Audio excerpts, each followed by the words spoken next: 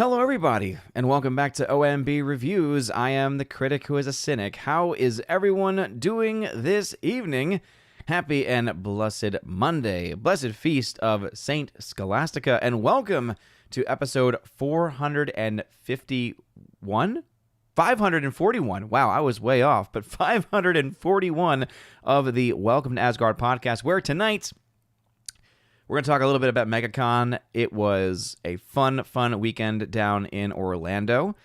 It was a very quick trip. Drove down on Friday. If you watched Friday Night Tights this past Friday, you would have seen me on the road going through Atlanta for most of the stream, being berated by my friends, being berated by my co-host on FNT. It was a lot of fun, though, and it led to some pretty fun memes as well. So happy to have been able to jump on the stream. And also we had, of course, Megacon on Saturday and the fan meetup at the Red Coconut Club in City Walk at Universal. So got to meet a lot of awesome people, have some really great conversations, people that I've met before, people that I've met for the first time.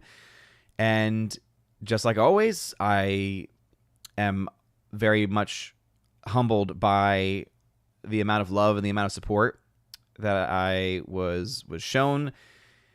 And it's one of those things where that's why I keep doing it, for being able to talk with so many awesome people from across the country.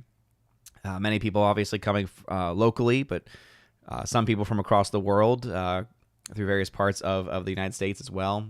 I believe I was talking with one person who was from Indiana, who had driven, which was amazing to hear, right? Because I thought my drive was really long. And they think, oh man, never mind.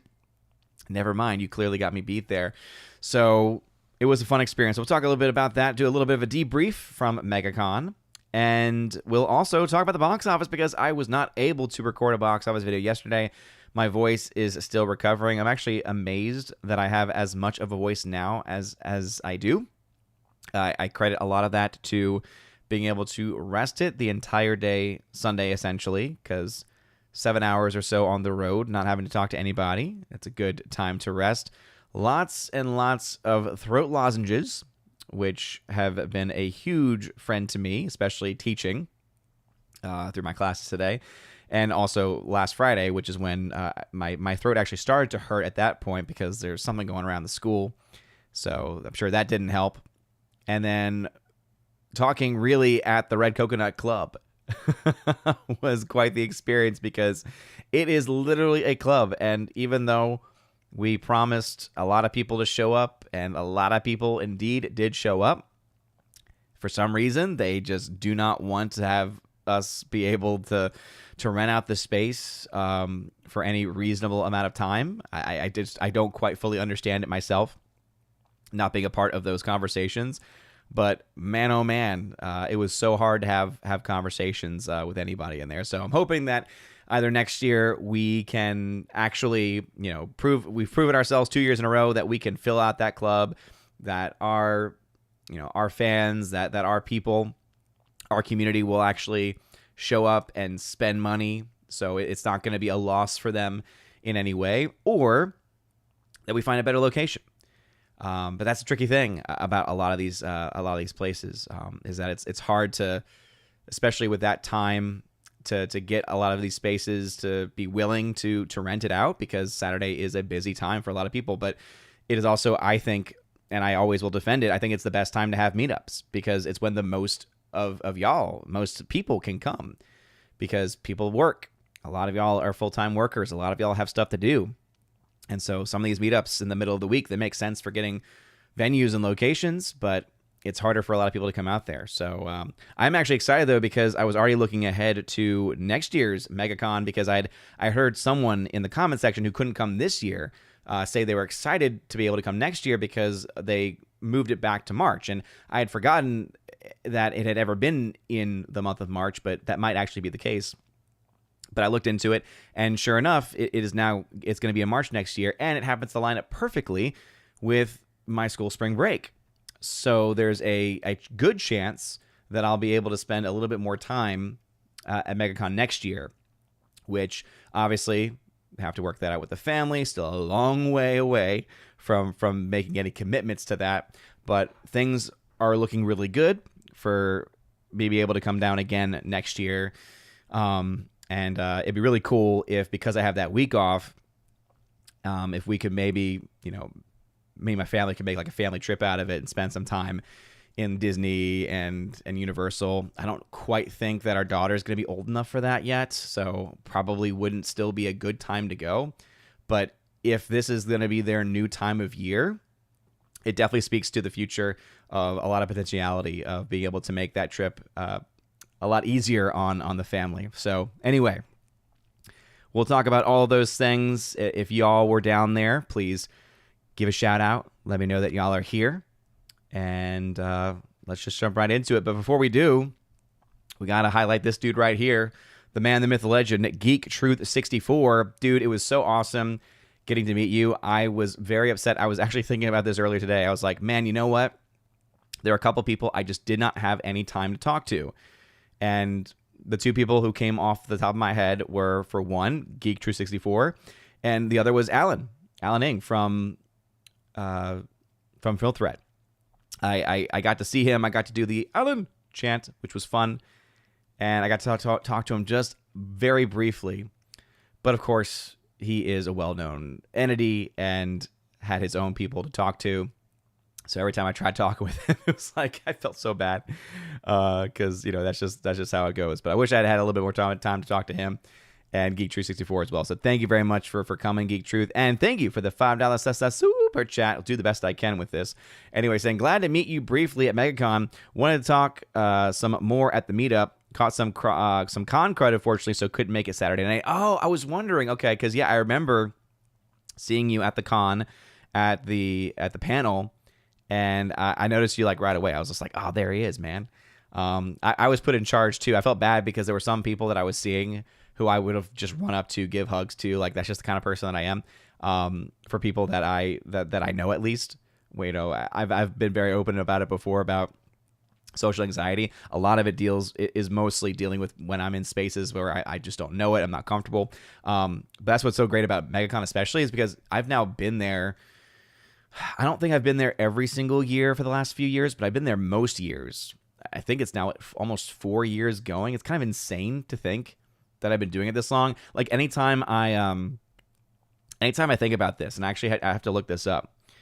But Star Wars Celebration was in Chicago, and it was the first con I'd ever been to. 2019. Oh my gosh. 6 years? It's been 6 years since Star Wars Celebration 2019. So yeah, this is now my 6th year going to cons. I had never been to a con before in my life until that one. And I remember I flew in for that one. It was when I was much more active with Geeks and Gamers because we didn't have kids. This is before Thor. This is before little baby Sif. And so I had a lot more free time and a lot more ability to, one, take trips like that, but also to do more for the channel. I was doing more videos for the channel and was kind of more of a, I was kind of like I'm trying to think of an equivalence here, but it's really hard to, because those were earlier days Geeks and Gamers too. Like that's before Geeks and Gamers became, what it is now, where it just obviously has grown to be such an amazing thing. And that would even have predated FNT, I think. I think that would have predated when FNT became what it is now, because that would have still been around the time where, that would have still been around the time that the High Council was still going on. But yeah, man, I can't believe it. So 2019 was the first con I had ever been to. But that was one where I was very, the anxiety was awful because it was a city I'm just not used to. I was flying in. I didn't know anybody really. It was the first time meeting a lot of the people at Geeks and Gamers. A lot of the people at Geeks and Gamers are no longer at Geeks and Gamers. A lot of people that we were connected with were no longer connected with. So I just really only ever seen them on streams or maybe talked to them digitally, right? Never actually had a conversation before. So I was so freaking nervous, and I was basically alone. Whereas with Megacon, it's like now that I've been going, for several years now, there's people that I'll see every year. There's, obviously people that I for, new connections with, like for instance, Geek 364. I was like, well, hey, I recognize that dude. Sorry to hear that you got the con crud, man. So I hope that you're feeling better, and hopefully we can have another opportunity to meet at another con in the future. So, I mean, I think the next one on Gary and them's radar is probably going to be the Vegas meetup, because they love doing the CinemaCon Vegas meetup every year, and it's just one that I can't do. That's one where once the kids are older, then, but we're talking many, many years, right? We're talking about baby Sif being probably at least maybe 14 before I'd feel more comfortable making a trip like that. So that means it'd be another like 13 years before. So we'll see where we are. If Gary's still around at that point, old man Gary getting up there in years himself. Shout out to Gary, by the way, and prayers with him and with his family. I know he had a stream today. He was able to come back. I wasn't able to catch up with everything, but shout out to Empress of the Universe, Tina B. I saw that she had kind of updated everybody a little bit about some of the things that were being talked about. And it sounds like there was a lot of really bad family drama that just you don't want at that moment of someone's... It's something that you just never want to have to experience, where you have to see your family in such a different light, because and Tina put it this way, like this demonic element that is oftentimes so present in so many people when money and other things are at play. It's disgusting and it's awful. So again, shout out to Gary. Prayers obviously towards Gary and his family. And yeah, Dan, it's just honestly, that was the other thing that was really, really cool about the con, was just how everyone came together and how everyone was able to, just be so supportive and everything. So anyway, Geek 364, spent a lot of time on this one, but hope that we can meet up again. Probably won't be in Vegas because I won't be able to get there, kind of going back to how that came up. But I imagine that, it'll happen, because it's been a very good event. That, Dallas, and Megacon are like the three big ones. I feel it's almost like pay-per-views, right? For anyone that watches like wrestling, it's like those are like the three big pay-per-views, the three big, meetup events that are just established. They happen basically every year. Dallas, I know, is probably like the least consistent of them.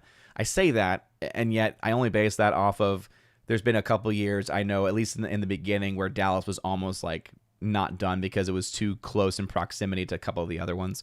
I really hope that we at some point, though, have something, because I know that there's a con in, I think it's Knoxville, that they have a pretty decent con. There's one that's actually in Nashville coming up in April, I think. And it's called like Celebrity Meet Con. It's like a really bad name. And there's only like 10 or 15 people, like celebrity, going to it. It's very weird. It's very bizarre. So I think it's the Knoxville one that I'm thinking of, that I was able to go to last year. That was a lot of fun. And that's when I was able to meet up with the Force of Light Entertainment ladies. Shout out to them, the Force of Light ladies, and Valiant Renegade, and a bunch of others too. So yeah, hope that we can meet again and actually have a conversation, because yeah, I was ready to start talking physical media with you, man. So again, thank you so much for that super chat. I really do appreciate it.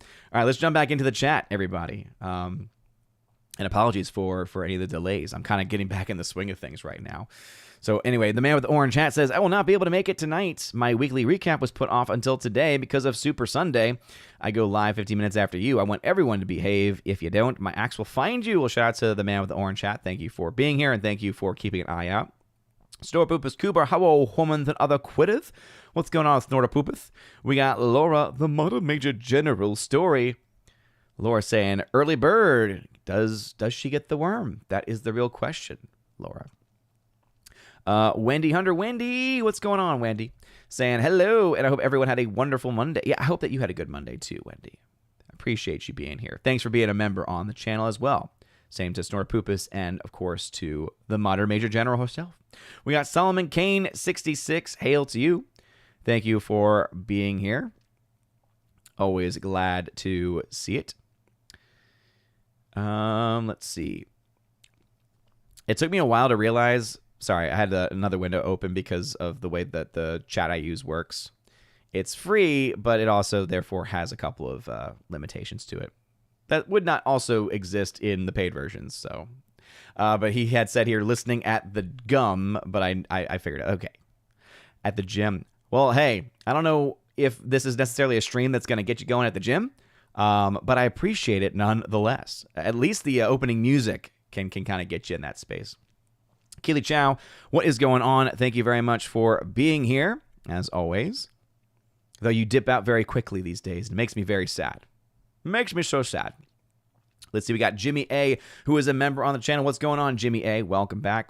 Keely Chow saying, Hail Odin, how are you? Thor, Freya, and Baby Safe doing? Also, how's the drive to Orlando and the meetup? So I talked a bit about that already, but everyone is doing fine.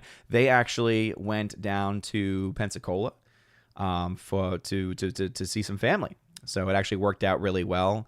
But that means that both of us had some very long drives in the car. She, the wifey, she had that drive with kids, a 4-year-old and a 1-year-old. So it's like she probably had the worst one, even though mine was a much longer drive. The drive down was the worst part, because the drive down, I work. Y'all know this. I do this for fun. And so I work the real job, as I like to say, the full-time job. And so I didn't get off until 3:10, 3:15. By the time I got home, because there was some tech I had to pick up, because one of my laptops that is a few years old, the hard drive must have gotten corrupted or died or something. So I had to get this thing to extract it. And the guy who had fixed it said, you might want to do this as quickly as possible, because I don't know how long this thing is going to last. And so I was like, well, I don't, if I could take care of it while I have free time over the weekend, maybe I'd rather do that. So I was able to go home quickly, and I got on the road probably about 3:45, 3:50, which of course is right around the time that, Friday Night Tights is starting up. And luckily I'd bought I'm going to say rig, but it really, that's too fancy for what it actually is. It was like a phone holder basically. But I also set up, wireless mic set that I've had for a long time too. So I was like ready to go for FNT. Of course the mic doesn't work. I found that out later as I was trying to sign in. And so, yeah, I was on the road, jumping into the stream, jumping into the backstage as we were prepping for Friday Night Tights without Gary, right? It was Jeremy run the show, and, our producers, X-Ray Girl, great to see her, and Quarter Black Garrett, great to see him too. And it was a very interesting experience, to say the least, of having to get that work. Eventually I figured out my headphones could actually work so that I could hear them and actually speak. And so luckily the microphone wasn't terrible, and luckily the sound wasn't terrible, and I was able to, again, I put it in a place, because people were freaking out saying, keep your eye on the road, keep your hands on the wheel. I was like, don't worry, I was driving safe. Part of the reason why I got the setup that I did, and why it took me a while to kind of get all that stuff set up, and why I was a little bit delayed in getting onto the road, was because I wanted to make sure that I was going to be able to handle it and do it as safely as I possibly could. Anyone who knows me knows that I am not one that's just going to put my life at any risk like that. Again, I'm an adrenaline junkie, and I'll do roller coasters. One of my bucket list items is to jump out of an airplane, right? To do the whole skydiving thing. But I'm not going to do something like that. There's too many things, especially with kids and family, where it would not be worth it. So don't worry. I was being very, very safe with that. But it was, yeah. So when everything started, it was funny, because I was actually still like in the city. So I didn't hit the road until maybe 3:50. And that's around the time that we're getting everything started with FNT. So literally then by the time I'm on the road, and I'm about an hour and a half already, on a good day, an hour 15 maybe, outside of Atlanta. So that means I'm hitting 5 o'clock. I'm hitting 5 o'clock traffic through Atlanta, basically, less than an hour out of my trip. So I'm hitting traffic almost immediately. And most of the stream, the 3-hour stream, was spent going through the city of Atlanta. So the drive down was the worst one. But after that, I was able to make up some pretty good time. And I think I still ended up doing the drive. When I initially started, it told me, oh, yeah, you'll be there in about 8.5 hours. 8 hours, 20 minutes, 8 hours, 30 minutes. I think since I left the road, I was on the road around 3:45, 3:50, and I got in right around midnight. So y'all can probably do the math better than I can at this point because my brain is just not working. So I think I made some pretty good time after I got out of Atlanta. But Atlanta was a killer. All right, Solomon Kane, no problem at all, man. Ambrose Chamberpot, what is going on? Welcome. Also, the meetup was great. Mr. Roy, hello. What's going on, Mr. Roy? It'll be awesome. Cannot wait for there to be some event where I can meet Mr. Roy. I look forward to that day. He is one of my chosen of Valhalla, and I always appreciate his support, and I always appreciate seeing him in the chat. He's also a fellow physical media nut. Speaking of which, those who are in that giveaway on the Discord, who are my Keeper of the Bifrost members and above, I have not forgotten about y'all, so I'm going to be picking the winner for this box set of the conversation very, very soon. Obviously, a lot of stuff going on, and so my brain has been too disjointed recently. Carl Jacobs, hello, chat. Hello to you, Carl. Welcome. Gary, Banjo Sandwich Worthington, what's going on? Gary, the man with the banjo sandwich, which reminds me, we are also still in the midst of the Raven season. The Raven Awards are still accepting nominations. So, sorry, still accepting your ballots. Shows you where my mind is, or really where my mind is not at this point. But the ballots are indeed still being accepted. So if you have not submitted your ballot yet for the Raven Awards, please feel free to do so. It's our opportunity to boycott the Oscars and to have a little bit of fun in the process as well. So I'm going to create a link real quick. I think Heimdall is automatic. And of course, silly me, I forgot to turn Heimdall on. I'm sure some of y'all are already yelling at me saying, Heimdall's not on. He's not giving me my digital cookies or my digital cookie check. I'm booting up Heimdall. Don't worry. I got this.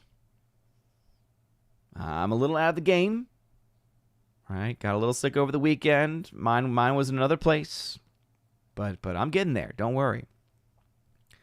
Don't worry about a thing. Every little thing is going to be all right. There it is. All right, Heimdall is now up, so y'all can check y'all's cookie counts if you so wish. But he will also be sending out links over the course of the stream. But I will post one now. So the link I just posted, that will get you to the Raven Awards ballot, so fill it out when you can. You still have the rest of the month of February before we finally get things up. Kincaid Rumsky, happy to hear that you're over on the Green Machine to check that out. It signed me out again. I had to sign back in, and the auto sign-in with Gmail was not working, so glad I was able to get that figured out. Wayward Noodle, it's Mr. Noodle. What's going on, good sir? Saying, hail, chat, hail to you. Jeremy Skowski, evening, Odin, everyone, evening to you. Thanatos Felicitas, what is going on? Saying, hail, hello to you. Kimberly G, Killian Shadowcat, what's going on? Kimberly G saying, hail to everyone in the chat. I enjoyed Odin's driving stream on a Friday. I'm so glad that everyone was able to find some joy in that. Because it was funny because I had mentioned saying, yeah, I got some things set up so that I can stream from the road. And I get a message from X-Ray Girl because she's doing her producer stuff, and she's a really good producer. And so she's like, don't worry about it. Just, you know, stay safe. Just get here safely. And I'm like, no, I got it. Don't worry about it. She's like, no, seriously, stay safe. And so I'm like, you know what? I'm going to jump on. And I said, you know what? I'm going to jump on. And if the signal's terrible, if the audio's crap, I'm going to jump off because no one's going to want to hear that. But I was able to do a test, and they said, sound okay? I mean, it sounds what like headphone microphones, you know, the little AirPod microphone's going to sound like. So I was like, hey, I can mute when I am not on stream, and if it sounds okay, then I'll jump in when I can. And yeah, it was a lot of fun, and glad some memes were created from all that too. Let's see. Alice McCarthy saying, howdy, Odin, how's it going? Next year, I'll be at Megacon, hopefully. Yes. Yes. Well, if that's the case, that would be a good one to go to, I think. Because, at least for me. Because I really am hoping that I can make something work to where, even if my family can't make it out that week, because obviously my wife still works, that at the very least, I could get out there earlier. So, yeah, Snorter Poop is saying, Atlanta, my condolences. Yep. It was pretty bad. Forever Sci-Fi, all hail to you, Forever Sci-Fi. Thank you very much for being here. Gary Banjo Sandwich saying, Odin, the Road Warrior. Yeah. I mean, I thought I was driving pretty well, okay? Because the one point where, of course, they're calling me out, I'm trying to stay focused on the road, and then they start calling me out, and it's like, letting people pass you up, and I'm like, yeah, because that was the moment I was starting to go through Atlanta, and so that means there's a lot of traffic, a lot of cars, and so I'm sorry, like, I can't do both of those things at the same time, and I'm gonna drive safe, which is actually funny because one of the times they were berating me a little bit later, the only bad thing that happened while I was driving, and not even just driving while streaming, but driving in general, happened on a time when they called me out because I missed my exit. So I missed one of the exits. It only added like a couple of minutes of time to the drive, but still. Solomon Kane 66 saying, thanks for the crucifix. No problem at all, dude. Yeah, I wish I had given more. I had so many rosaries and so many other chains also. I had brought some movies too. And that's the other reason why I really hope that next year we're able to figure something out with the meetup location. Because I think that it could work really, really well. It's a centralized location. There's tons of parking because it can all go through Orlando, go all through Universal. But not only is it so hard to hear anybody in that venue, and they're so, they're so petulant when it comes to asking to turn music down and to let us have the space or anything like that. It's crazy. It would have been really nice to have that, because then it would have been easier to. That's one of the reasons why we didn't do a giveaway this year. In previous years we've tried to do pretty big giveaways of stuff, but they didn't want to do one because it's just impossible to do with that environment, and I don't blame them at all. And so I still brought some stuff, and I was happy I was able to give away some stuff though. I had actually brought a Templar Odin plushie, and had a really great conversation with a veteran who had lost her brother, who also was a veteran. So, it's been several years, but obviously, anytime anyone loses family, we know that it stays with you, especially someone very close like that. And so she just beautiful shared the story with me and just about the impact the community's had. And so I made sure later on, because I was like, oh man, it's so terrible keeping up with anybody and finding anybody and being able to call to people or anything. And so I was so thankful, because later on when I had finally gotten all my stuff, she was still there and she was leaving. And so I was able to flag her down and let her get the Odin plushie. So I try to give away as much stuff as I can, because you all know I do this for fun. This is my hobby. And so anything I get from this, I use to fund my hobby. So of course I do buy movies for myself, but then I also buy movies to give away and buy stuff to give away. So I really wish I had more opportunity to do that. But Solid Kane, I'm so happy that you were able to get one, man. Bruce in the chat. What's going on, Bruce? ALU Sahil99. What's going on, Sahil? Welcome. Michael Brigette tagged to say, hi, Odin. Went and saw Becoming Led Zeppelin at IMAX this past weekend. Really enjoyed the doc. Lots of great stories, entertaining. Worth checking out if you're a rock music fan. Yeah, I might have to do that. Because I am not, I would not call myself a Zeppelin fan. I don't dislike Zeppelin. I just would not say that I know nearly enough about their music catalog to pinpoint anything. Everything I've ever heard from them, I think I've liked, but okay. Thanatos Felicitas saying, I thought it was the Blue Oyster Club. I see what you did there. No. It was the Red Coconut. Well, what, you going up a coconut tree? Couldn't help but think of the irony of the fact that we were at the Red Coconut Club and that Jeremy Griggs was there after the 2024 that he had. KK Ramsky. Did you meet any of your fans from in here? So I was able to meet Solomon Kane 66, but I'll be honest, I am so terrible with names. Like there's so many people, not only at Megacon, in general, that was a whole other problem. Megacon oversells their tickets, and so if you're bad with crowds, I would not recommend going to Megacon at any point, just because it's so bad. But the meetup, again, it's crowded, but it's people that are a part of the community.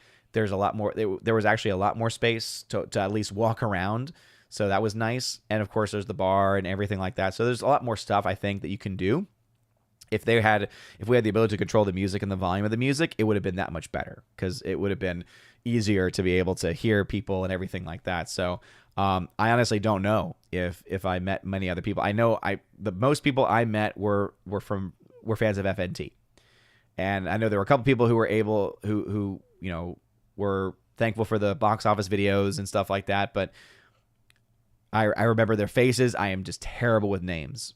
So Geek364 tagging to say, back in the 2010s, Megacon was over Memorial Days. Then they started shifting it around every year.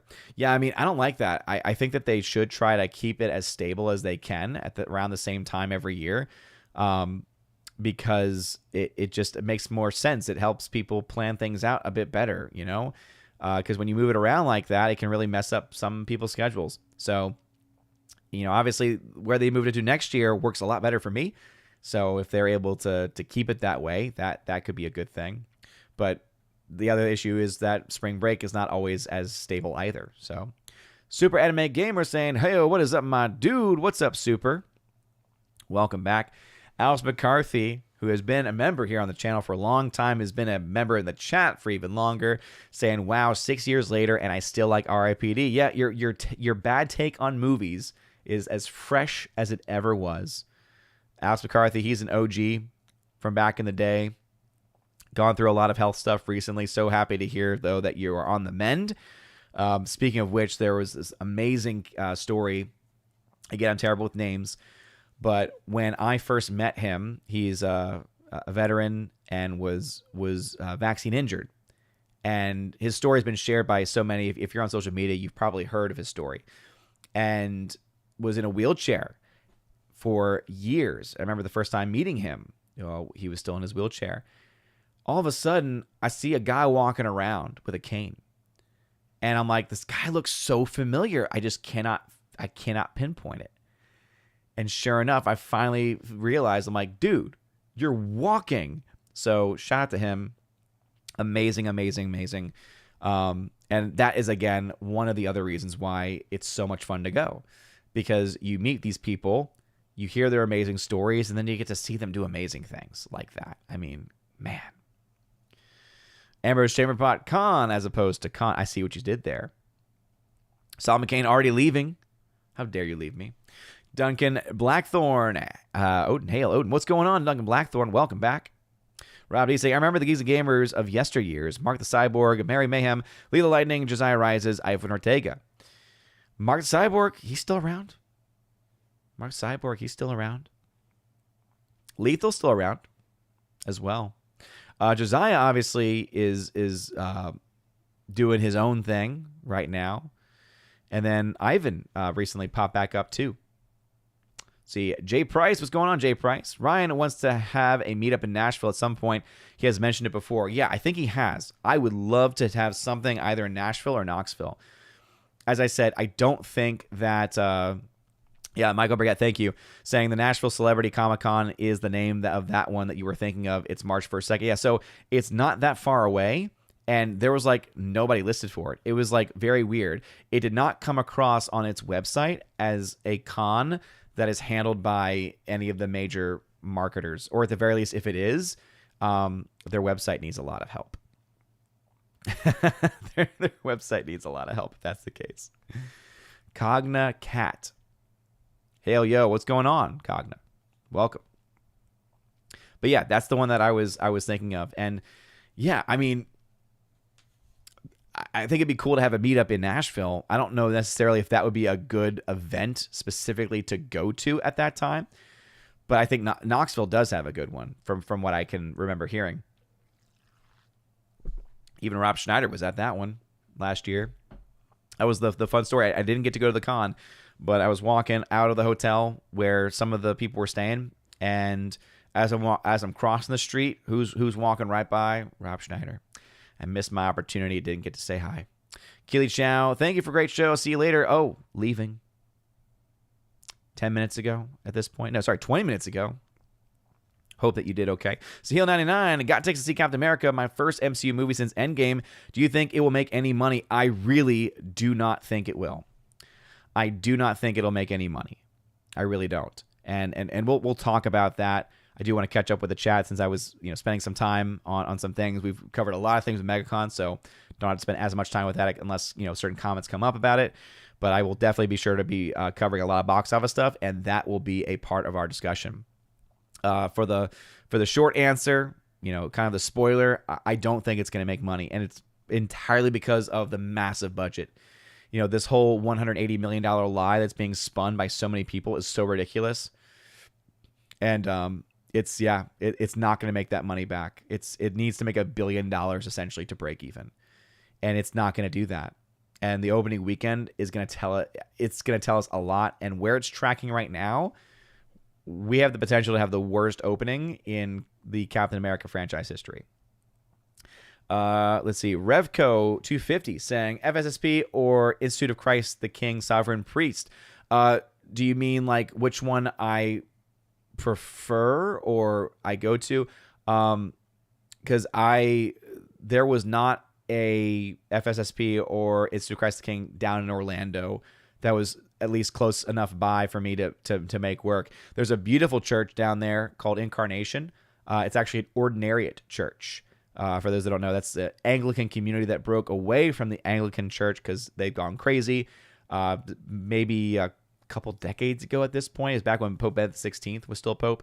And they re-entered communion in with Rome. And so their mass is very inspired by Book of Common Prayer, a lot of those English elements. And so it's almost like an English Latin mass. It's a very, very interesting liturgy because there's elements that it has from the Latin mass and a couple of things you could argue from the Novus Ordo, but it's kind of its own thing too. So I really like that one. I've gone to that one every time since I've gone, since the only Latin mass that is available is in a church that's not in communion with Rome. So not an option.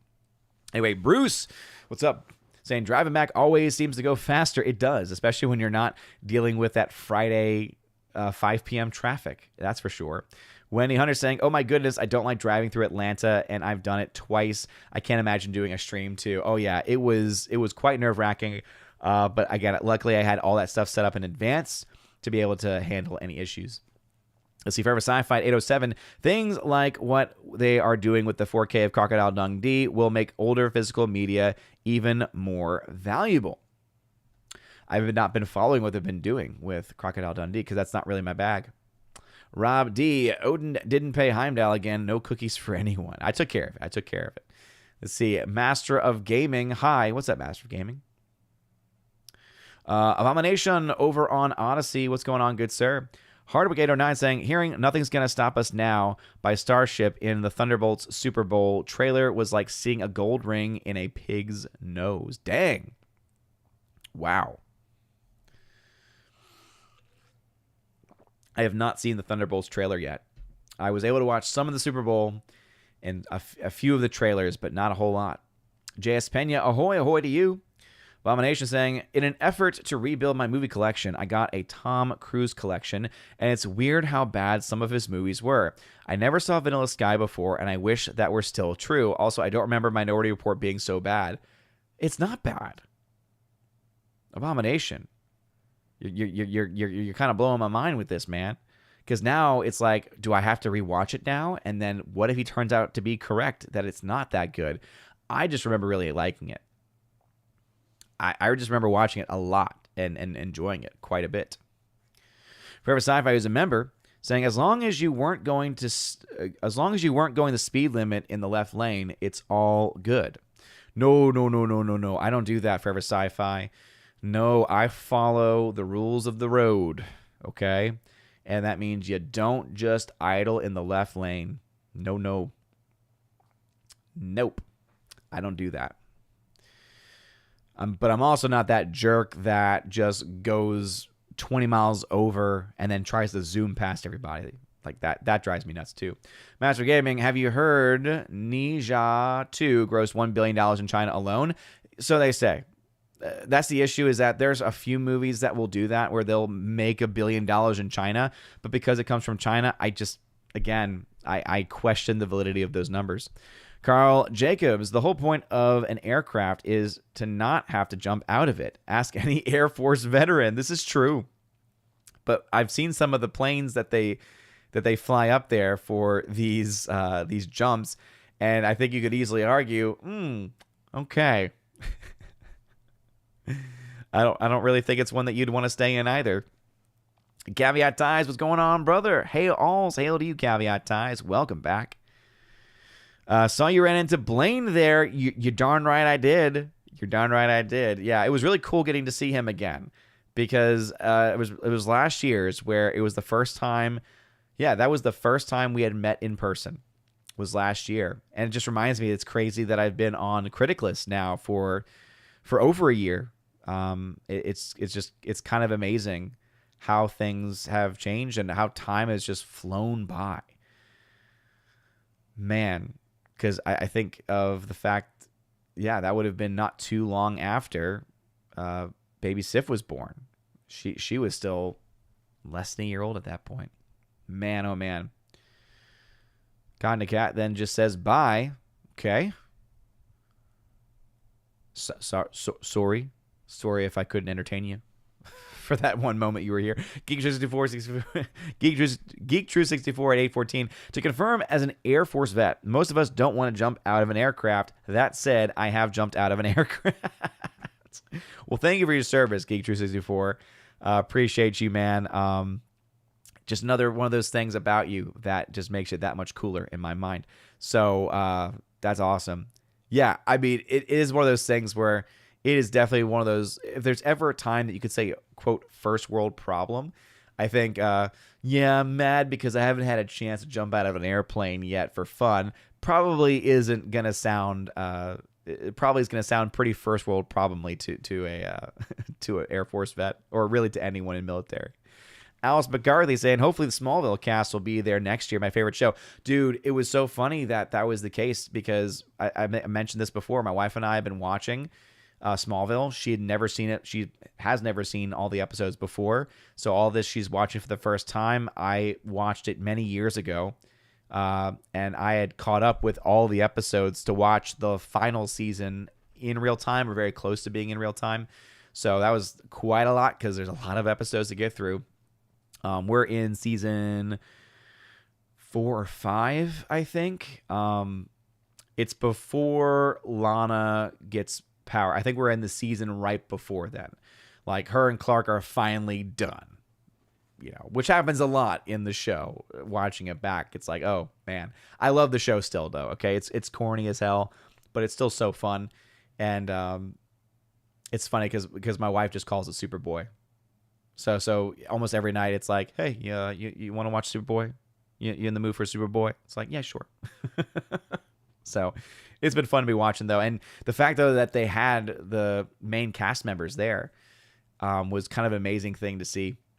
So yeah, I mean, you just never know, because last year Gina was there, and this year she's not, and I'm not exactly sure why. I imagine she is either busy with the lawsuit or she is working. Usually it's going to be one of the reasons why. I haven't really been keeping up recently, but I imagine it's something like that. So you can just never tell what's going to be happening.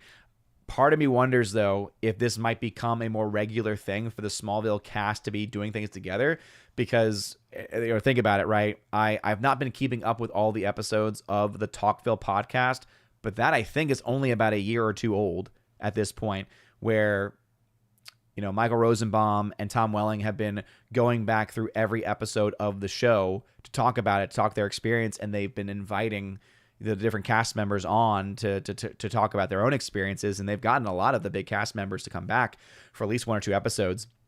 So yeah, Erica Durance was there. I think Kristen Craig was there as well, and yeah, the Fab Four was there. I'm trying to think if they had anyone else there. I feel like they might have had it, but because of the fact their podcast is doing really well, and I think they're now halfway or more than halfway through the show, so it should still be going into next year. Even more reason to bring them back again. So that would be really cool if they could, especially if you were going to be able to see them. I almost wanted to go and do that, but my wife and I are like, we like the celebrities. We like to think about like, oh, what it would be like to have a conversation with this person or that person, have dinner with this person, that person. But it's more like that. It's like, we don't want to just have the quick, like, oh my gosh, I've met you. It's like, no, I actually would like to, talk to them as a human being. Right. And to talk to them in that capacity. So yeah, but I almost thought about being like, oh man, I think it'd be funny to have like some inside joke. It would have been a very expensive inside joke though. Those things cost way too much money. Hardwick, what do you think of the Fantastic Four First Steps trailer? I thought it looks quite promising, although I'm skeptical because of things I know about that aren't in the trailer. Yeah, I'm gonna be honest with you, Hardwick. I wasn't blown away by it. I'm not as harsh on it as a lot of other people have been. I think that all the criticisms that the trailer has been given are warranted, but I also do think that there is some potentiality there. The main issue for me, though, because it stuck out like a sore thumb, and it wasn't just the CGI for the thing. It was the fact that they made a point to say, this person before they were on fire, you before you were invisible, him before he was a rock, and who was the one that they did not mention or show their powers? Mr. Fantastic. They did not show any of the stretching powers at all. That was a glaring omission for a movie that comes out this year. If that is them trying to hold the effects close to the chest, okay. If it is that those effects are not fully rendered or not ready to be seen, that to me should be a bit concerning. Because, yeah, you could argue saying, oh, they still got several months left to finish. It's like, you don't want to kind of be riding the line like that, man. Okay. But so I again, that was what stuck out to me. And that's a pretty big deal because that to me tells me that the movie probably is not going to have that it factor. That's just my initial thought though. This is a trailer. So obviously things can happen. Things can change. Shorty Short saying, did FNT and Jeremy forget that Jer nearly hit a pedestrian when driving with Anna? Good times. Yes, seriously. It's so funny how I was being called out for, what I was doing on the road when, yeah, absolutely. Jeremy was a crazy driver. Is still a crazy driver. I do remember that one because I remember her freaking out. Master Gaming, are you finished with John Del Arroz, John Trett, Melanie Mack, and Razor Fist? Oh, sorry, are you friends? I think he said, are you friends with, like, personal friends? I don't talk to them on a regular basis. John F. Trent is the one I've talked to the most. Haven't talked to him more recently. He's good people, though. Fellow Catholic, good family man as well. It's just one of those things where we don't cross our paths just don't cross enough for us to talk every week. But he's one that I've talked more to. John Del Arroz, I honestly can't put a face to the name there. Razor Fist, I've talked to him on stream. And that's about it. So other than just appreciating what he does and what he says, that's our interaction. And then Melanie Mack, I have had back and forth conversations. Was able to send her a rosary, but other than that, again, I appreciate her Bible channel especially, and her being able to bring scripture to a lot of people. Keegan Rumsky, how come you guys don't have any cons in the North? The closest to the North that I could think of would, again, be something like Nashville. And I know that's not the North because that's still Tennessee, which is still the South. Honestly, it's because I don't think there's really anybody in our main group that is in that area. So we just don't have a lot of eyes or a lot of perspective on the different locations, on the possibilities for venues and things like that. So it's not like they're off the table, but you think about the Vegas meetup, I mean, there's a lot of people out in Vegas, right, that we can rely on, a lot of people out in Vegas that are part of the community in some way. It's not too far off from California either, so it has that connection, that possibility. Texas, need I say more? A lot of them are based in Texas. Florida, need I say more? A lot of them are based in now directly in Orlando, right? So, yeah, I think that I wouldn't have anything against it, but I think it's really just because we don't have people in those areas that have given enough information, I think, about some of the events that might be up there. Caveat Ties, I used to get you, Ryan, and Josiah mixed up. Dang, wow. How? I mean, Josiah, I could get because we have beards and he wore a hat. There was a time that I wore like a backwards hat. There was a time I wore like an Irish hat and stuff like that. I can get that one. But Ryan? That one doesn't make any sense to me. Dan Crane, what's going on, brother? Welcome back. Wendy Hunter says, oh, wow, that is so much money it needs to make. It makes back. Oh, yeah, it makes a ton of money back. Then I was saying, I think the budget for Captain America, Captain Falcon, as I like to call it, was between $400 and $500 million. Oh, yeah, it was a lot. It was not $180 million. That's for darn sure.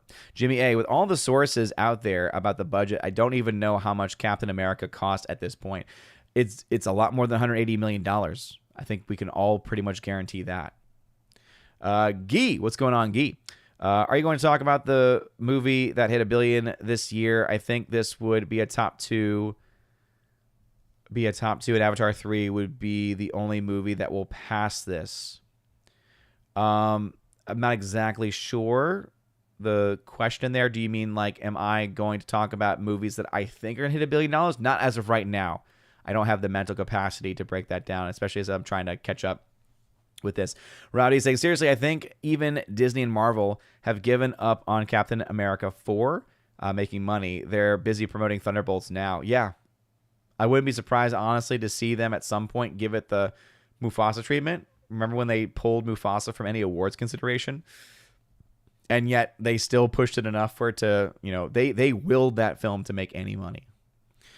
Let's see. Revco250 saying, sorry, I meant which do you attend when you're at home, fraternity or institute, or is it diocesan church? We have diocesan here. There are other options, but they're all about 45 minutes to an hour away, unfortunately. Forever Sci-Fi, they supposedly removed the crossdresser in the bar scene completely from Crocodile Dundee for modern audiences. Ooh, that's not good. Alice McCarthy saying, I used to live in the right lane. I drove the speed limit, plus I hated changing lanes. But you know what? That's respectable, Alice McCarthy, because you stayed in the right lane. I'm not going to attack you for staying in the right lane, going the speed limit. No. The issue is when you are in the left lane and you're going the speed limit, or you're going under the speed limit, or you're just sitting there not passing the people, because the left lane is for passing only, not for hanging out in. So no, Alice McCarthy, no problem there, man. Abomination saying, well, it's kind of hard to dismiss the modern day lens, but even if I could exclude the girl who's the key to everything, there are a couple of details that punch huge plot holes in Minority Report. If it weren't for those, the movie would be really good. Yeah, that might be one of those movies that, because of how really interesting the concept is, most of us are willing to really just suspend our belief and be able to just buy into the world and all the universe elements that they build up. Hardwood Jurassic World Rebirth trailer doesn't look amazing or anything, but it does look like the movie will be a return to basics after the bonkers nonsense of the last two. I do agree with that. It does not look like a good movie, but it definitely looks like a movie that will probably make $1 billion. So I guess that would be a quick answer to the previous question. Which films do I think have the best chance to make $1 billion? Even though the franchise has been on the decline, based off of that trailer, starting off fresh with someone like a Scarlett Johansson as a big name, not that she's a box office draw, but still, it is someone that you have that you can recognize in some way. You might have enough there to keep that franchise in the $1 billion zone.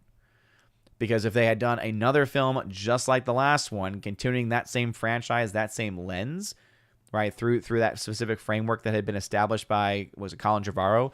That would have been the first of those movies to make less than $1 billion. It still would have made over $500 million, but not nearly anywhere close to even the last one. Because they're going new direction and it feels new and fresh, even though I know it's not. And as someone who is very critical of the Jurassic World movies, it's like, please just don't make money so that you'll just stop with this nonsense. No, it's going to make enough, I think. And I think $1 billion is absolutely on the table for that movie. Forever Sci-Fi, I don't want to fly as it is. You'd never convince me to get on a plane and then jump out of it, unless it's before it leaves the gate. Yeah, that's why, as I said, it's on my bucket list of things to do. And luckily, I've got some family members that are also wanting to do that at some point. Jeremy Zakowski saying, I am kind of hyped for Jurassic Park Rebirth. That new mutant dino from the trailer had sparked my interest. You see, it opposite for me, Jeremy. And again, but that your reaction, that's why I am very confident that it's going to make a lot of money. Because there are people who just love dinosaur films. They don't care if the story is good. They don't care if even the effects are perfect. They just want to see big dinos on the screen. But it's not a guarantee. And the proof is in the pudding. There was a film that came out a couple years ago at this point with Adam Driver that had dinosaurs in it. And it bombed. No one went to go see it. So dinosaurs alone don't sell movies. But Jurassic Park, Jurassic World, that's an IP, that's a brand. And it's a brand that a lot of people have loved for a long time. And it's grown its audience. They're making this movie not for the domestic audience. They're making it for the international audience. So they clearly have something in mind with this one. Abomination saying, it's also interesting how Minority Report pretty much hit the nail on the head of those who give up liberty for safety deserve neither liberty nor safety. Yeah. That's another reason why I really enjoy it, is because it just makes you think about, man, if I could stop crime from happening, would I arrest them for a crime they've not actually committed? Geek364 saying, I talked with Blaine for over an hour. Cool guy. Talked me into signing up for Critical. Dude, thank you. Please follow me on there. I'll make sure to follow you back, dude. And please start putting some reviews up, man. I love Critic Lists. I've been on there for over a year. Same thing. Blaine is the one that kind of won me over. I first found out about it through the Salty Nerd guys, the Salty Nerd podcasts. I do the Salty Nerd Saturday stream with them every week, and it is, I'm so thankful that I found them. Funny enough, it was actually a random Discord notification that I got that was a link to the site. I checked it out, really liked it, and then I actually started listening to the conversations. And then eventually just started, guys, I just found this new site, and the Salty Nerds approve of it and find it cool. I've been playing around with it, find it really cool. Blaine eventually, I think it was Blaine who reached out to me to thank me just to, for using the app. And that's what got us connected. And so he is such an easy guy to talk to. And as soon as I talked to him, and as soon as I'd been using the app, it's like, I knew it's like, okay, this guy's a real deal. And so that's why it's really cool to see how we're, there's partnership with Geeks and Gamers. There's a lot of other people who are also in conversation with too. I mean, nothing's official in any way from what I've been hearing, but let's just say things are looking really good for Critic List right now. And I'm very excited to hear and see what Blaine and everybody is able to do with it in the future, because it's got a lot of potential. And if you're not on there yet, where you been? It's a lot of fun, especially if you like movies. If you like movies, talking to movies, it just has such a great community aspect. It's not just people have, I think, also been kind of hesitant because it's like, another social media site. That's the great thing, is that it's not really a social media site. It's not made to be a Twitter. It's not made to be an alternative to Twitter. It's made to be an alternative to Rotten Tomatoes. It's made to be an alternative to Letterboxd. It's made to be an alternative to those types of sites where there's a functionality to it. There's a reason you're using it. But it's also a great way to have conversations about films too. Master Gaming saying, do you think Thunderbolts will flop? I think Thunderbolts has the best chance to surprise this year. Not saying it's going to do well, but I think it has the best chance to do well this year. The issue with saying whether a film from MCU or Disney will flop is we cannot be very confident in any of the numbers that we're given as far as budget or marketing. So could it make an X amount of money? Sure. Could it make over $500 million? Sure. But is that enough to make its money back? With most of those films costing $200 million, that amount would not be enough. So as it is, if it costs $200 million, which seems likely, because that's just the standard rate that they seem to spend on a lot of these movies, you're talking about it needing to probably make north of $700 million to break even, since a lot of that's going to come from international, not from domestic. You get a lot less return on international. So the higher that international is and the lower that domestic is, the more you got to make in total to break even. Forever Sci-Fi, every time I hear Kristen Craig mentioned, I hear Sky Doesn't Know playing in my head. I always forget that she's in that movie and in that song. Hardwick, my main takeaway from the Thunderbolts trailer is that the Red Guardian will be insufferable. Again, hearing the Starship song was cool, but it's a mostly annoying trailer otherwise. Yeah. Oscar McCarthy, I watched every episode of Smallville when they aired, even skipped out on college parties to watch it. Nice. Gee, some people said he might not have powers. Who are we talking about here? Are you talking about Captain Falcon? Because we're pretty confident, yeah, there's no super serum ever being mentioned with him. It's pretty apparent that they're trying to make us believe that he can be Captain America, Captain Falcon, without having the serum. Wendy Hunter, I like the way that Jurassic Park Rebirth is a good way to restart the franchise. It's a smart move. It's a very smart move. And she goes on to say, well, I hope it will be. I think that that's what they're going for. I think that was what the look and feel of what they were trying to get to. And if that was what they were trying to do, I think that they were effective. Is that going to be enough to bring a lot of people back? No, because as someone who, again, has not liked anything that's come out since 2015, I thought Jurassic World was not that great. People say, kind of almost wax nostalgic about it, saying like, oh, but it was the best one of the World franchise. It's like, yeah, but that's not saying a lot. If it's the best of a bad franchise, that's like me saying, oh man, The Force Awakens, that's just the best film of the sequel trilogy. It's like, that doesn't say a whole lot when the other two movies in your franchise are Rise of Skywalker and oh man, I think I've memory hold the title from my short-term memory, The Last Jedi. Alice McCarthy, also hope Supernatural and Arrow cast are there. Second and third favorite shows. Yeah, I feel like the Arrowverse people, not all of them, but some of them are typically there. Supernatural, yeah, I saw that at least, was it Padalecki was there? Rob D, did I say the Geeks and Gamers crew loves In-N-Out? That's how I know none of them are from a state like New York, for example. Yeah, I mean, In-N-Out's good. Yeah, it's definitely, it's a good point. that they're not from that area, because yeah, I guess there wouldn't be any In-N-Outs up there. In-N-Out's okay. So I lived in California for about 9 months, and I preferred Fatburger. You got it was delicious, and you got more bang for your buck. So. Harwick, to be fair, it's a teaser trailer. They might be saving the reveal of Mr. Fantastic powers for the full trailer. I like the Silver Age 1960s style and setting that they are using.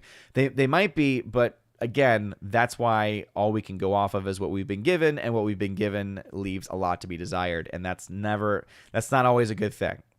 It's not like a lot of us are watching it saying, ooh, I love this, I want more. Most of us are saying, it's okay, I don't know. And that's not a good, you don't want to have that. Let's see, Abomination. In the Fantastic Four trailer, it kind of feels like the setup describing how each character was before the transformation, and what little they showed of Mr. Fantastic leans towards Mr. Fantastic being extremely stubborn, boring, and by the book until the transformation. Yeah. And if that turns out to be the case, Abomination, it just means that it's going to be predictable. So, goes on to say, I'm guessing Mr. Fantastic will try to fix their transformations, but then he breaks his old habits and just rolls with it. Maybe. Jose Taco, welcome back. Michael Brigette saying, saw the trailer over the weekend for a film called Brothers After War. Gary Sinise is executive producer. It's a doc about a war vet interviewing those who served for 20 years after deployment. Dang. Could be good. The film releases at the end of the month. Okay. Gee, I was talking about the movie Neja 2 that hit $1 billion just in China.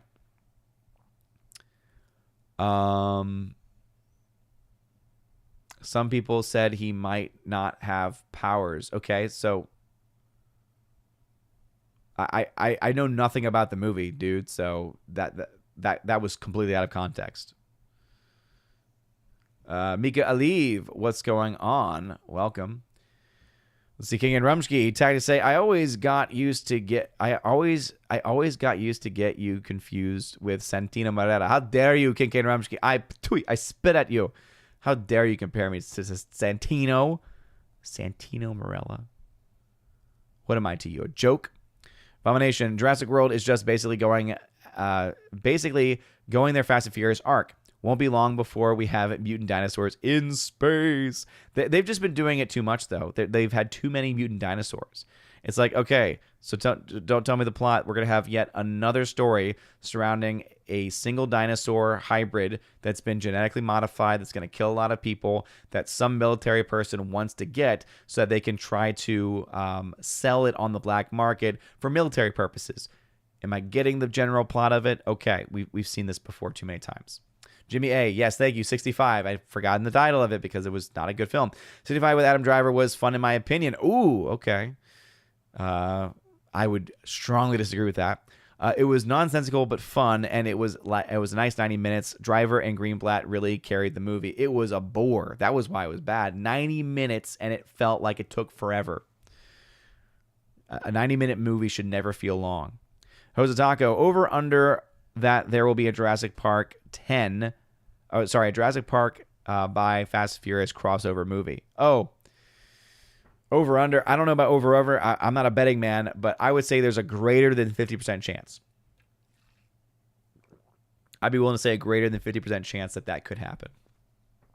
Hardwick, I'm sure I'm in the minority, but Jurassic Park 3 is my favorite movie of the original trilogy. Ooh, no. The first one? No. It says mostly because Ellie Sattler is so annoying that she almost ruins the first movie for me. Nah, dude. Nope. First one is so special for so many reasons.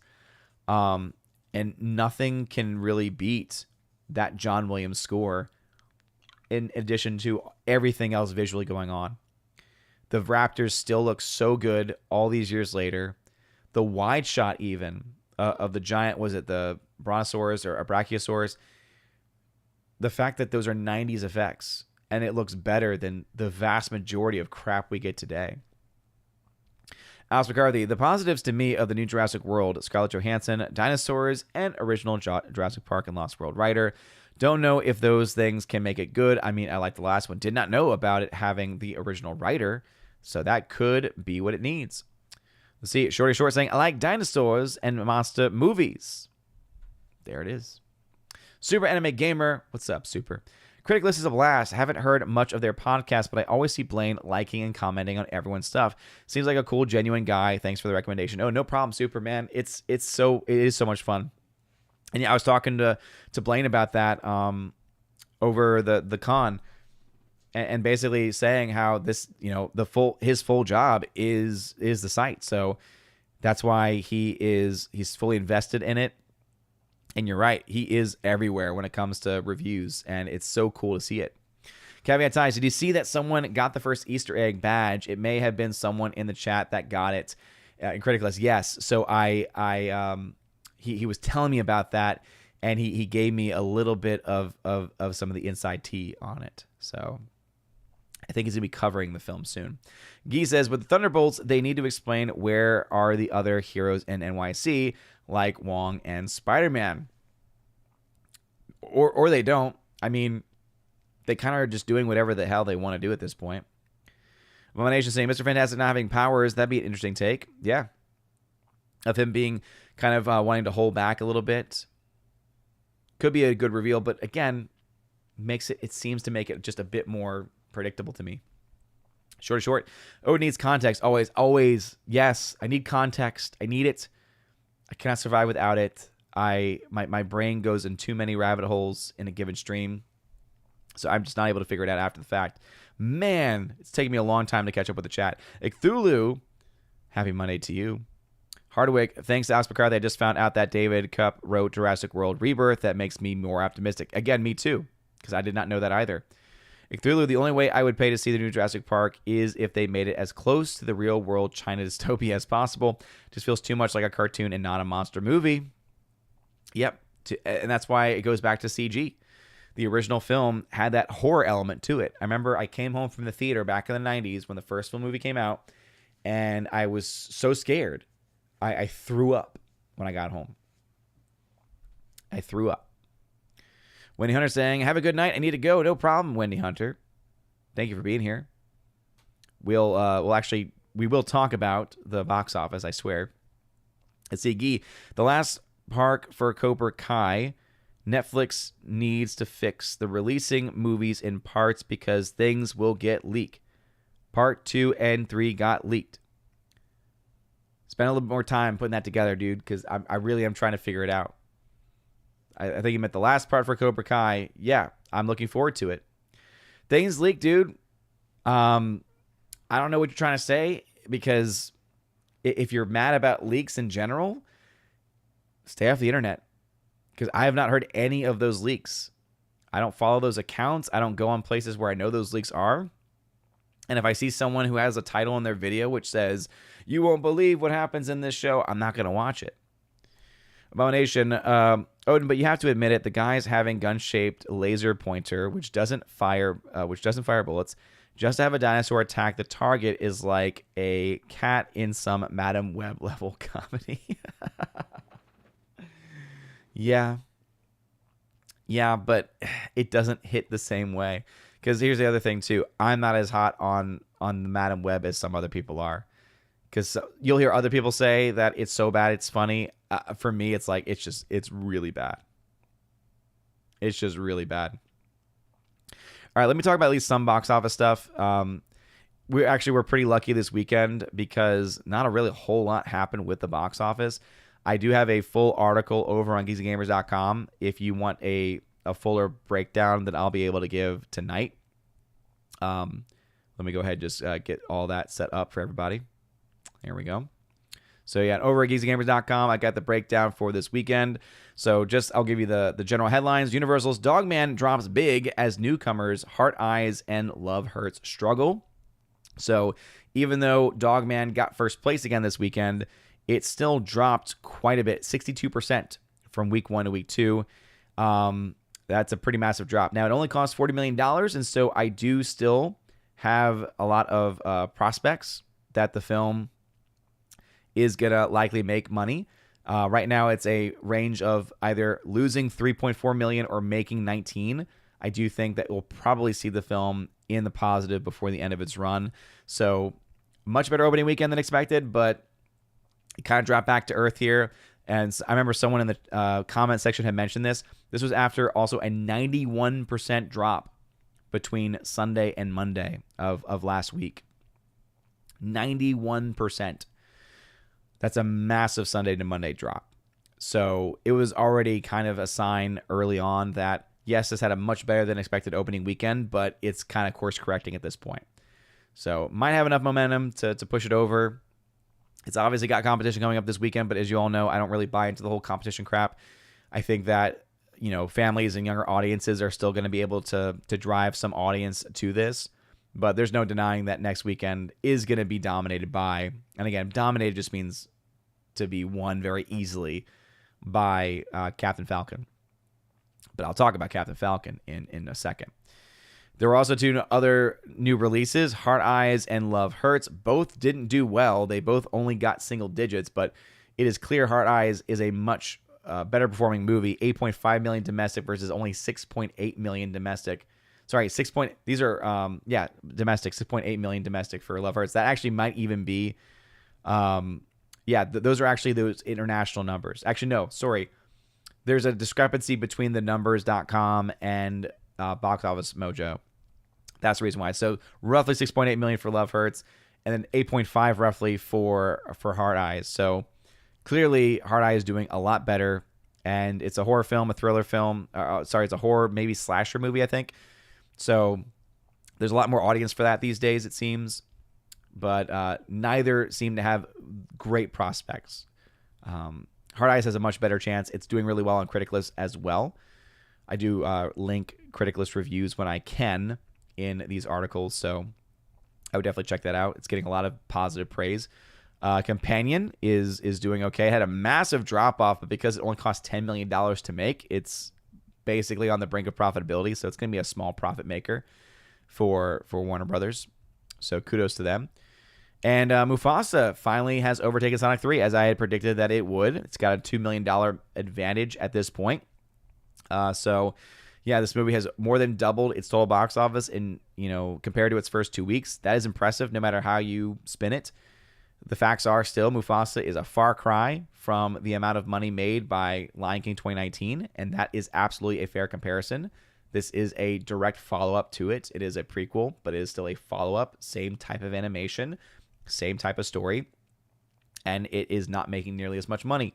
The fact that it's even arguable at this point, though, that the film actually has broken even, based off of the reported numbers, very important factor. We don't know what the actual numbers are, but based on the reports of how much they spent on production budget, what typical marketing costs are, the film has barely broken even.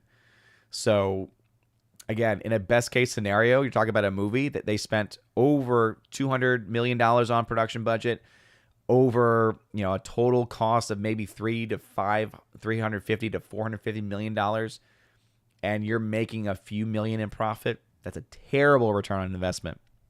And Sonic 3, even though it is going to end up being the loser against Mufasa specifically, they came out at the exact same time. Mufasa has already, from the very beginning, had a huge advantage in the internationals. It's going to also end its run having a higher domestic as well. And I know that Disney will be happy with that win, but Sonic 3 easily has more profits, just more net gain profits, better return on investment numbers looking for them, though they're not a huge moneymaker either, based solely on box office numbers. So that's just a quick overview of the box office. I did want to talk a little bit, though, as we wrap up things, and I'll get to some final comments as well, about Captain America Brave New World. So this movie comes out this week, comes out this Thursday. So I'm, of course, planning to see it because we're going to talk about it on Friday Night Tights this week, various ways that one can see a film like this. But right now, here is the crazy thing. So the projections for the 3-day numbers, and the number of days is very important to the main point I'm trying to make. The range, according to Box Office Theory, for Brave New World is to make between $86 and $105 million over 3 days, which means that his pinpoint forecasting, what he thinks will actually happen, is that it'll make $90 million just over 3 days. Whereas the 4-day pinpoint forecasting is $102 million. So the reason why I point this out especially, do not be surprised to see a lot of mainstream media running with that $100 million plus metric and trying to compare it to the other Captain America movies. Now, that number of days is important because if you are not comparing apples to apples or oranges to oranges to the best of your ability, you're not getting the full story. So I have this chart here. I have this chart. I love this chart. We love making charts here on OMB Reviews. This was originally actually commissioned, not really commissioned. Gary asked me before a stream to make it. I did. He never came back to it until the very end of the stream when I brought it up. So it's here. I'm happy that I was pressured to make it anyway because I like having these charts anyway. I'd kind of fallen away from doing them. So this is comparing all of the Captain America movies, specifically Captain America properties, comparing their opening 3-day numbers. So this is the important factor. These are just the 3-day numbers. They did not have the 4-day number. They didn't have the 4-day openings. So these are just the 3-day numbers. And it's looking not only about the numbers adjusted for inflation domestically, but also the ticket prices, so the ticket sales. So the first Avenger, $93 million opening weekend, 8.2 million tickets sold domestically. Winter Soldier, massive jump, $128 million domestically when you adjust, $11.6 million, 11.6 million tickets sold. Then it jumps up a massive amount with Civil War. Civil War really, though, was kind of a mini Avengers movie, so it makes more sense there. It jumped all the way up to $238.2 million, 20.7 million tickets. With the 3-day numbers, that's the way you have to compare it. Can't bring 100 million into this. When the $90 million projection could come in higher or lower, we'll find out. If it comes in at 90, though, which is the pinpoint forecasting for Box Office Theory, who is, again, pretty good at this. Not perfect, no one is. But if his numbers are correct at the 3-day only ends up around 90 million, that only means 6.4 million tickets sold. So not only would this be the lowest domestic opening in the entire history of Captain America, not only would this mean it would have made less money against the first Avenger, it also would be the least amount of tickets sold in a opening weekend domestically for these movies at only 6.4 million tickets. You'll notice I have the budget there scratched out, right? $300 million. I actually even think that's too low.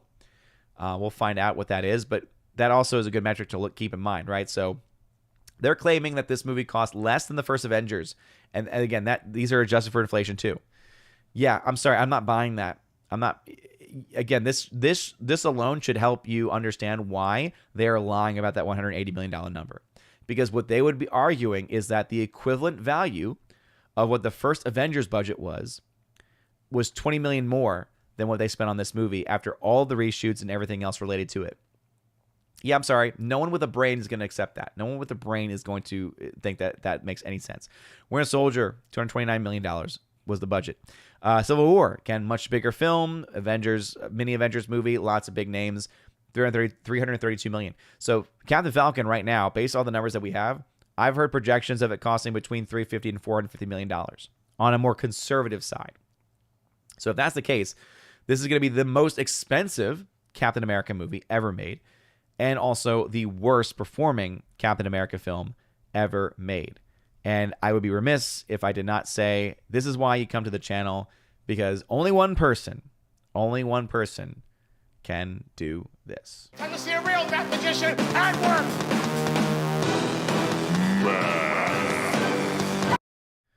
Only one person can do the math. Had to get that in there. Shout out to you, Kincaid Rumsky. All right, let's get to y'all's last comments here. So Jimmy A. First Jurassic Park was pretty based, in my opinion. It shows what happens when man tries to be God. Not to mention, it shows that God complex a lot of the billionaire types have. Yeah. And also that crime doesn't pay. You didn't say the magic word. For sci-fi, is Jurassic Park 3 the one where they land on the island and immediately start shouting for their kid? I hate that one so much. That's a very good point for sci-fi. Yes. It is fun, though. It is a lot of fun. And the kid, the boy, he was in a Disney Channel film called, was it Genius? Where he is like a teenager who gets called up to teach at a college because he's that kind of smart, and to work in this research lab that's underneath an ice rink. If this is ringing bells, I love this movie. But yeah, it's that kid. Oscar McCarthy is saying, love critic list. My reviews are short and to the point. Boom. And that's the great thing. Hardwick saying, you can't deny that the Raptor saying, Adam is peak cinema. That's a good point. It's a very good point. It's very compelling. Rob D, the MCU should ultimately end with Marvel versus DC. See it in theaters because the rights issues would probably never let you see it otherwise. It's not going to happen, man. Not at least anytime soon. Geek, Gareth Edwards is also director for Jurassic Park. Okay, could again, that would be a coin flip for me. Let's see, Geek Truth 64 saying, I gave up on thought-provoking Jurassic movie long ago. Thought-provoking Jurassic movies long ago. Just want a halfway decent thrill ride and likable characters at this point. Low bar that they haven't hit since the first Jurassic World. Yeah, they've just been awful movies. Add to that some really cringe CG effects that can't even compare to the original film. Raichu 10, Raichu X, what's going on? Over a Green Machine. King and Rumsky, I know you had a big weekend at Megacon, but you may have forgotten something when going over box office math. No, I fixed it. I knew you would say something like that, and I took care of it. Super. The editing mistake with Madam Web's pregnant mom in the beginning of the movie is one of the funniest things I've ever seen in a film. But that's the thing, is that I think a lot of people were able to watch it knowing a lot of that stuff, and that's what made it funny. For someone who wasn't really looking for that and was just looking at it as a movie, it was just, ugh. Jimmy A saying, here you say Captain Falcon just makes me think of Falcon Punch. It's probably also why a lot of people aren't saying Captain Falcon. But that's the one that I prefer. Abomination. Odin True. Madam Web can't even hold a candle to something like Velocipaster, which people make it sound like it's a better dinosaur movie than the last Jurassic World. I still need to see it. Man, I've heard so much about Velocipaster. Oh, man. Shout out to Mr. Roy, who always would come to us on the Chosen panel to tell us about movies like that. However, we can find it interesting that there's a movie called Love Hurts this year, considering that the song of that name played such a big part in Strange Darling. Oh, man. Yes. Strange Darling, also such a great film, so underrated. Y'all need to check it out.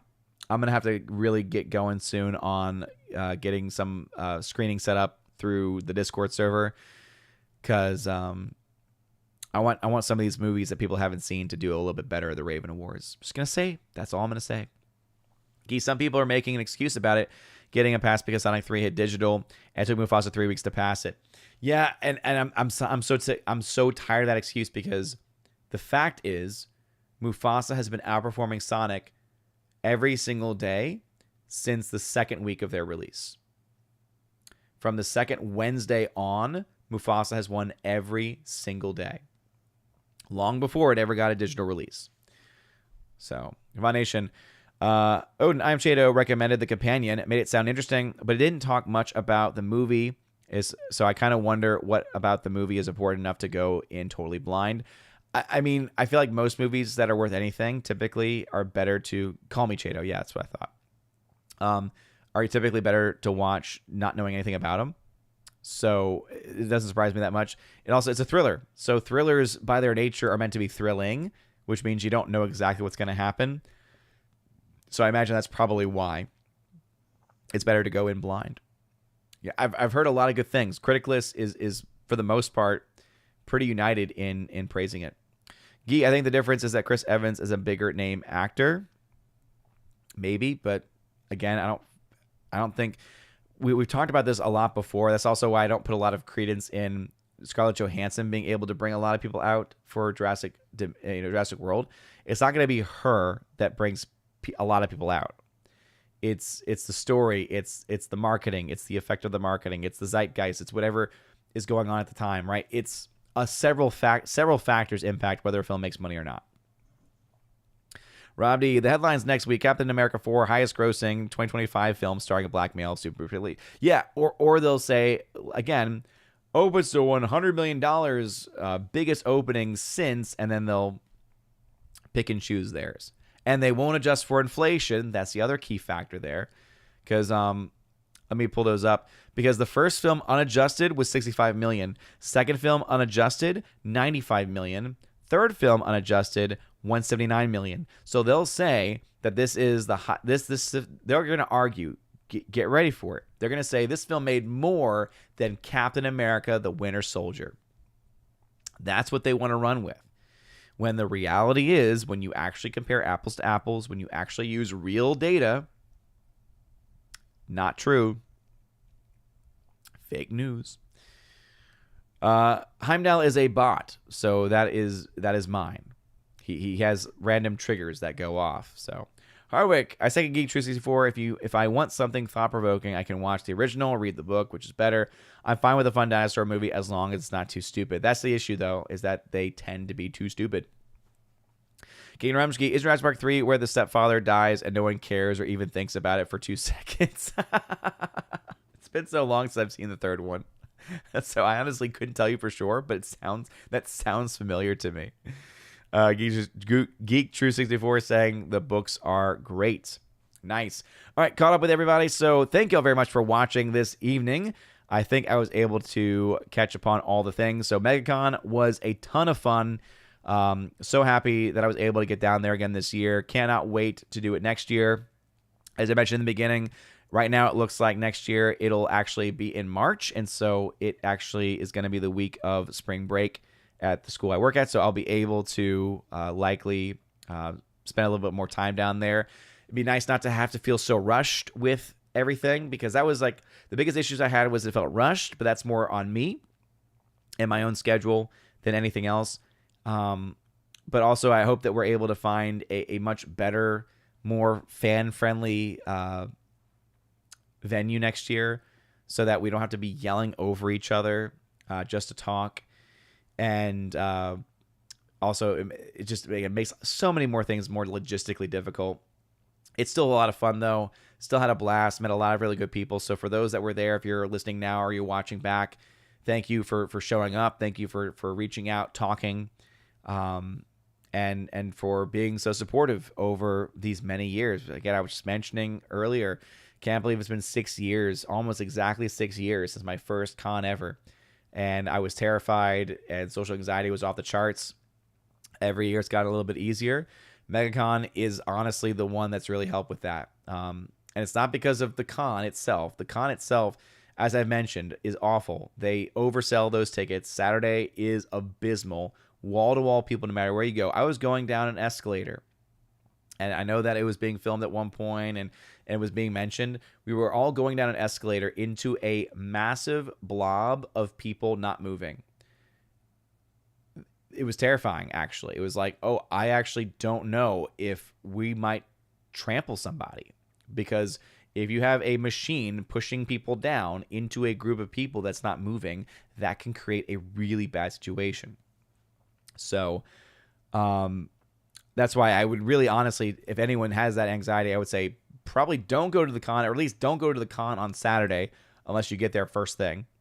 But the meetups, absolutely well worth the time. You meet so many amazing people. People become friends. Like, these people who might know each other from the chats might recognize their names, maybe even may not recognize them. Start talking, having conversations, and become friends. And it's been really cool to see those friendships grow and change over time. And again, the fact that there are just so many amazing people out there. So thank you to everyone who showed up. For those that couldn't show up, hopefully I'll see y'all next year. I think the next meetup event that is going to be through the Friday Night Tights Geeks and Gamers crew is going to be Vegas, which I believe is in April, beginning of April. It's usually around the time CinemaCon happens in Las Vegas. I will not be there because, for one, that one is always, I remember, in the middle of the week, for one. Two, as far as the meetup goes, it's usually in the middle of the week. Two, it's in April, where it's not on my days off, so yeah, I'm not going to be able to take time off for that, and too far away to drive. So theoretically I could fly, but regional airports make that a little bit more difficult, unfortunately, in cost efficiency. So next con I go to, Dallas probably won't happen again this year. I was able to make Dallas work once or twice, but an 11-hour drive is really pushing it for me. The bigger issue, though, is even though it's summertime for me, it's not summertime for the wifey, and obviously there are the kids. So it'd be really cool if I could make it to Dallas this year, but I don't think that's going to happen. There is a con in Knoxville. I think, let me see, 2025 Knoxville Con. Fan Expo. Fanboy Expo. Oh, no, so they've got a couple things. They got Fanboy Expo, which is March 8th and 9th. And then the big one is Fan Expo Knoxville Convention, which is in the Knoxville Convention Center. That's July 11th to 13th. That's right, it's in July. It's in the summertime. That one I have a chance to go to. Ooh, and the Superman are going to be there. Tom Welling is going to be there, as well as a bunch of people. I'll let y'all look into that because I really have to wrap things up. But anyway, nice. So hey, might be able to make that one, because if that might be with a different crew though, because last year it was the Valiant Renegade and that crew. So that'd be really cool if we could do that again this year. But I'll keep y'all posted on that, and we're still a little ways away from that one. That's not until the summertime. And that one's easier to do though, because it's easier to drive up and drive right back down the same night, and not have to be gone from the family too long. So anyway, I want to thank y'all guys very much for watching tonight. Y'all have been great. Geek364, thank you for setting the super chat early in the stream. It was great meeting you. Hope to have more conversation with you in the future, and to next time we're at a meetup together, to actually be able to sit down and talk. And maybe if I'm able to come down a little bit earlier next time, that might be a possibility. I promise the guys I will get you the February shoutouts list updated as soon as I can. Things have been a bit crazy here, and obviously the voice is holding together pretty well, so I'm doing okay. But I do appreciate y'all nonetheless. So anyway, you guys are amazing and beautiful people. I hope you have a wonderful rest of your night. A blessed Monday, blessed feast of Saint Scholastica. Tomorrow, Our Lady of Lourdes. So thank y'all for being here, being a part of the ride, being a part of the journey. And can't wait to see y'all at the next meetup and the next celebration. And at the very least, on Friday Night Tights, which is our next stream. and Salty Saturday this Saturday. I'll be coming back to Salty Saturdays. Had to miss this weekend because of Megacon. But you guys are wonderful. Have an amazing day and night. And as always, God bless.